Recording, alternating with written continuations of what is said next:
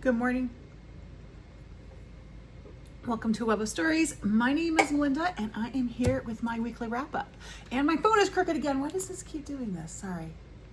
It would actually be one of my videos if I don't straighten up my phone. Anyway, hello. How are you all doing? I am in the midst of being frazzled. We are leaving on vacation and I have been trying to get everything in order. And my family is very like, yeah, we'll do it at the last minute. And it's driving me freaking crazy. I have this stress. Oh, the cat is staring at me. Also, I put out the gravity feeder for the cat, all the things that happen when we leave. So she's kind of like realizes it's serious now. She's not happy. She might make an appearance. We'll see. Anyway, I have this stress like every time we travel and I've never mastered it. So I just learned to live with it.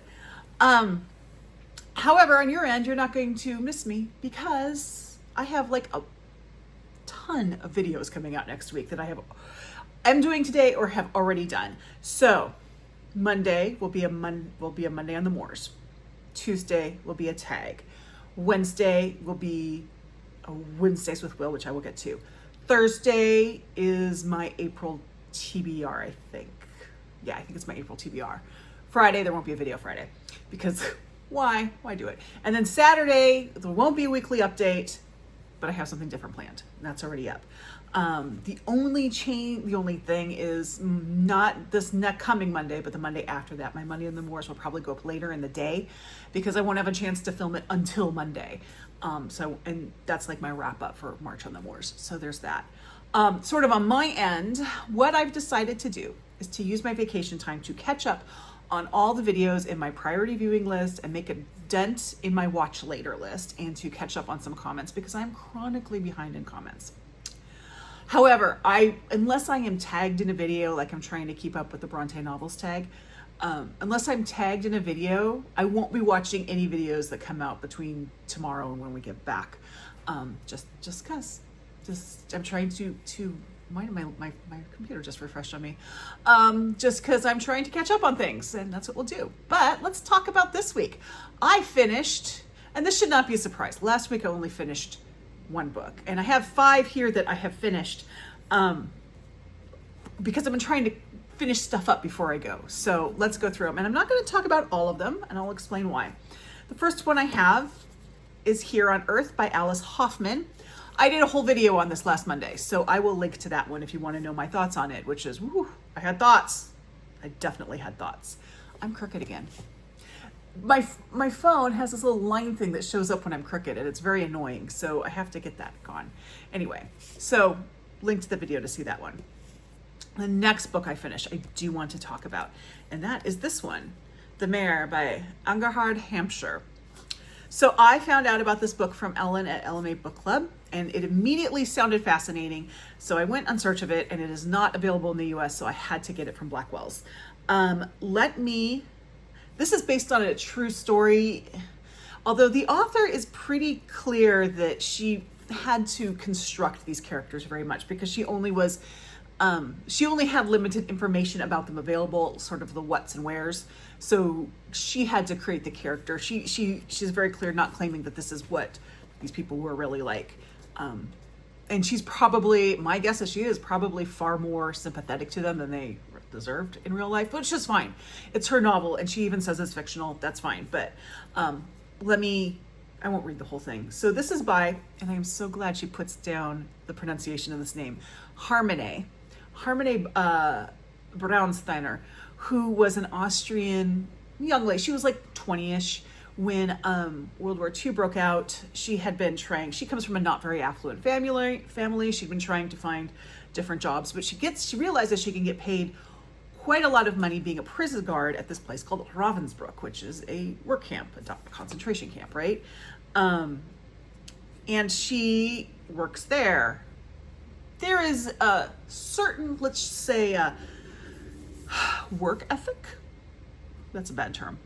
There is a brutality is encouraged to a point at Ravensbrück. She then gets sent to another concentration camp. What was that concentration? Majdanek. It's in Poland. And then she also gets sent to another one after that. Those are death camps. Well, Majdanek was a death camp. the one that she sent after that was a factory work camp. Doesn't matter. At that point, they were all death camps, right? And she became known as the Mare because she had been known to kick people to their death and other horrible things that are just blood chilling. And these things are all documented because she was tried. These are all documented things that this woman committed. They're blood chilling, but also not, I mean, it's concentration camp. Not that that excuses anything, but it's the kind of stuff you would expect to hear at a concentration camp. It's blood chilling. After the war, things happen. There's a period of time, and then like 10 years after the war or so, she's working at a hotel and she meets this American guy named Russell Ryan, and that was really her husband's name. And again, the author is pretty clear, so this is pretty much a fictional character with a name because she didn't know much about this person. But they fall in love, and he decides he wants to bring her back to the United States and marry her. The first little warning should have been that her visa was denied. They ended up going to Canada and down that way. But anyway, they get married. They live in Long Island. They are happy for a decade or so. And then someone comes knocking on the door. Simon Wiesenthal, who was known as the Nazi hunter, had tracked her down. And it was a reporter from the New York Times who had come, which starts a whole thing, leads to her being put on trial in Germany for war crimes. So a lot of this is told through 2 points of view. So it's told through Harmonet's point of view from the time that she is in World War II. So we're going back. That timeline is sort of hers. And then her husband has the two sort of post-World War II timelines. There's like one when they meet and they're getting married in their life in America. And then the more present day, which is like in, the 70s or 80s, whatever, when she is being tried. This is a really hard book for content because we're talking about concentration camps here, and these are real things that happen at concentration camps. But it's also hard because as a reader, what do you do when you get to know this person? Albeit she's fictional in here. I don't know. I cannot tell if the author is trying to make us feel some sympathy for Harmonet. I did not feel a lot of sympathy. I just don't feel sympathy for Nazis. Call me crazy. I, however, felt great sympathy for her husband, the way he's written. Again, I don't know what the reality was, but we're just talking about it in the book. And sort of the position he finds himself in, because this is this woman that he loves, and then he finds out these horrible things about her, and what does he do with that? And to me, that's where the real tragedy of this book was this man who didn't know this about his wife, and he becomes a victim of this all too. Really worthwhile, and I really hope this book gets published in the US.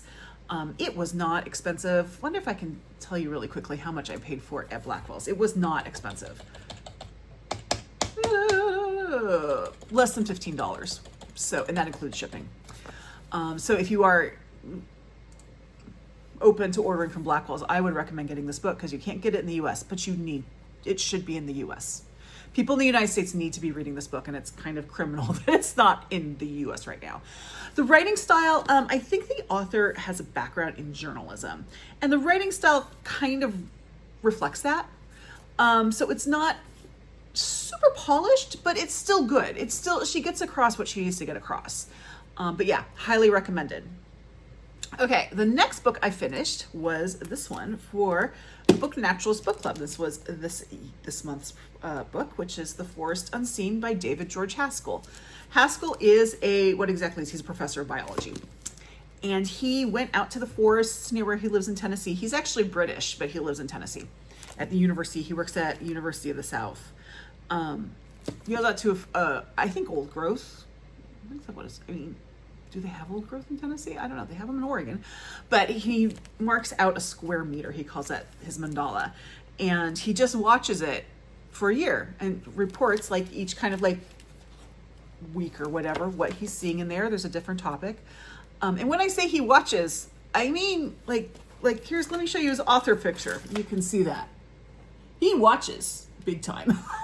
He gets way, way down in there. There's one point where he's talking about the wind and he wants to experience. So in the middle forest, he strips down naked to feel the winter wind. I'm like, okay, you're devoted. But no, it was really interesting. It did take me a little while to get into, although I'm not sure that's the book. I think that might have been my sort of mindset at the time. It was probably me, not it. But I really enjoyed this book.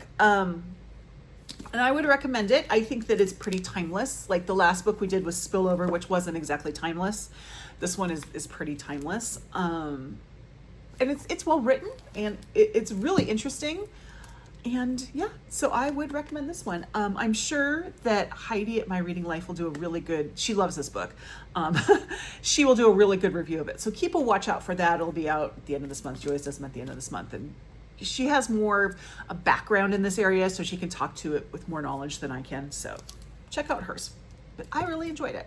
The next one I am not going to talk about here, and that is All's Well That Ends Well by William Shakespeare, because after I finish this, I will be filming my thoughts on this. You can see it on Wednesday.